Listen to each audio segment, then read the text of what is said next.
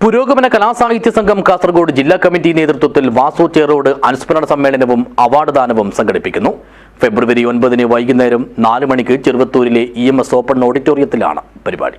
This news sponsored by ഉയർന്ന ഗുണനിലവാരം, തികഞ്ഞ വിശ്വസ്തത, ജനതാ പാൽ.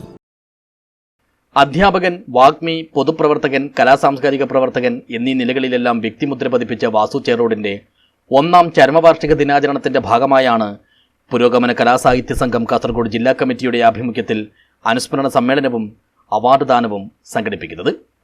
ഗ്രന്ഥശാല സംഘം കാസർഗോഡ് ജില്ലാ പ്രസിഡന്റ്, പുരോഗമന കലാസാഹിത്യ സംഘം കാസർഗോഡ് ജില്ലാ സെക്രട്ടറി, പ്രസിഡന്റ് എന്നീ നിലകളിലും പ്രവർത്തിച്ച വാസു ചേറോടിന്റെ സ്മരണ നിലനിർത്തുന്നതിനായി രൂപീകരിച്ച വാസു ചേറോട് സ്മൃതി കൂട്ടായ്മയാണ് അവാർഡ് നൽകുന്നത്.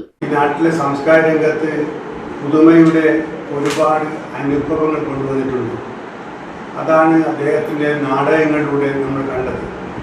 മെഫിസ്റ്റോഫീലിസ് എന്ന നാടകം, അതുപോലെ തന്നെ റിസറക്ഷൻ എന്ന നാടകം, ഈ 2 നാടകങ്ങളും നമ്മുടെ നാട്ടിലുണ്ടായ പരമ്പരാഗത നാടക രീതികളെ മാറ്റിമറിക്കുന്നതായിരുന്നു.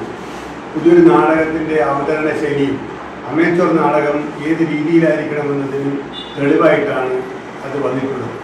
അവാർഡ് വി ശശിയാണ് അവാർഡ് ജേതാവ്. അദ്ദേഹത്തിന് പുരോഗമന കലാസാഹിത്യത്തിൻ്റെ സംഘത്തിൻ്റെ സംസ്ഥാന സംഘടനാ സെക്രട്ടറി MK മനോഹരൻ അവാർഡ് നൽകി.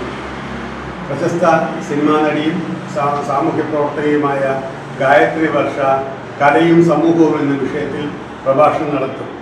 BBK പറയാൻ സാംസ്കാരിക മേഖലയിലെ പ്രവർത്തനങ്ങൾ പരിഗണിച്ച് സമ്മാനിക്കുന്ന പ്രഥമ അവാർഡിന് നാടകകാരൻ വി ശശി അർഹനായി. 10,000 രൂപയാണ് അവാർഡ് തുക. ഫെബ്രുവരി 9 ഞായറാഴ്ച വൈകുന്നേരം 4 മണിക്ക് ചെറുവത്തൂരിലെ EMS ഓപ്പൺ ഓഡിറ്റോറിയത്തിൽ വെച്ച് നടത്തുന്ന പരിപാടിയിൽ EP രാജഗോപാലൻ അനുസ്മരണ പ്രഭാഷണം നടത്തും. MK മനോഹരൻ അവാർഡ് സമ്മാനിക്കും. തുടർന്ന് കലയും സമൂഹം എന്ന വിഷയത്തിൽ ഗായത്രി വർഷ പ്രഭാഷണം നടത്തും. സംഘം പയ്യന്നൂരിൻ്റെ ആർട്ടിക്കിൾ 000 നാടകവും അരങ്ങേറും. സംഘടക സമിതി general convener N Raveendran, KK Nair, Ranjith Thori, Manoj Pattoli എന്നിവരാണ് ചെറുവത്തൂർ പ്രസ് ഫോറത്തിൽ വാർത്താ സമ്മേളനം നടത്തി അനുസ്മരണവും അവാർഡും സംബന്ധിച്ച കാര്യങ്ങൾ അറിയിച്ചത്.